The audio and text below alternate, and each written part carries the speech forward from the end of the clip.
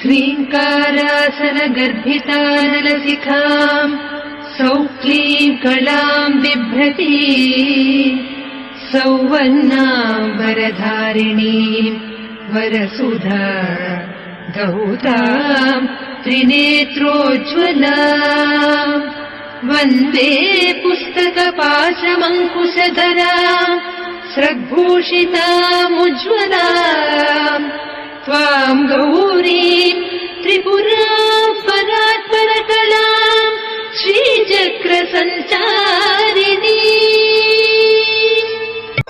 ॐ ऐं ह्रीं श्रीं ऐं क्लीं सौः।